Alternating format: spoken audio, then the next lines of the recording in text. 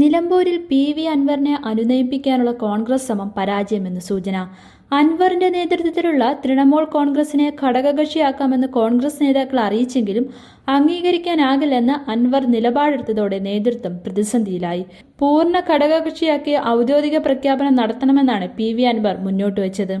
2 ദിവസത്തിനകം തീരുമാനമായില്ലെങ്കിൽ മത്സരവുമായി മുന്നോട്ടു പോകുമെന്നും അൻവർ കോൺഗ്രസ് നേതാക്കളെ അറിയിച്ചതായാണ് വിവരം.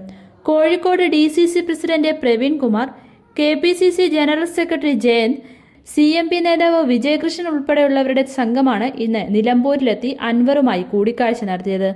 അതേസമയം അൻവർ UDFിലേക്ക് വരുമെന്നാണ് പ്രതീക്ഷിക്കുന്നതെന്നും ഹാപ്പി ആയിട്ടാണ് മടക്കമെന്നുമാണ് കൂടിക്കാഴ്ചയ്ക്ക് ശേഷം പ്രവീൺ കുമാർ പ്രതികരിച്ചത്.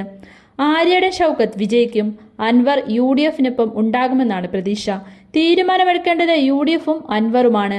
അനുനയിപ്പിക്കാൻ അദ്ദേഹം രോഷാകുലനല്ല, ഹാപ്പിയായിട്ടാണ് മടക്കം, പ്രവീൺ കുമാർ പറഞ്ഞു.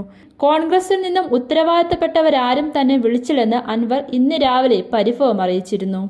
മുസ്ലിം ലീഗ് നേതാക്കളുമായി കൂടിക്കാഴ്ച നടത്തിയ ശേഷമായിരുന്നു പ്രതികരണം. പിന്നാലെയാണ് അൻവറിനെ കാണാൻ കോൺഗ്രസ് നേതാക്കൾ എത്തിയത്. അൻവറിനെ കൂടെ നിർത്താനാണ് ലീഗ് നേതൃത്വത്തിന് താൽപര്യം. അതേസമയം മുസ്ലിം ലീഗ് നേതാക്കളെ PV അൻവർ സന്ദർശിച്ചിരുന്നു. വ്യക്തിപരമായ സന്ദർശനമാണ് ഉണ്ടായതെന്ന് അൻവർ മാധ്യമങ്ങളോട് പറഞ്ഞു. മുസ്ലിം ലീഗ് ദേശീയ ജനറൽ സെക്രട്ടറി PK കുഞ്ഞാലിക്കുട്ടിയോട് പറയാനുള്ളത് പറഞ്ഞുവെന്നും അൻവർ വ്യക്തമാക്കി. പൊളിറ്റിക്കൽ വിഷയത്തിൽ തുടക്കം മുതലേ അദ്ദേഹത്തോടാണ് സംസാരിച്ചത്. തൃണമൂൽ കോൺഗ്രസും വ്യക്തിപരമായി ഞാനും എടുത്ത നിലപാടിലും സൗഹാർദ്ദമായ നിലപാട് സ്വീകരിച്ച പാർട്ടിയാണ് ലീഗ്.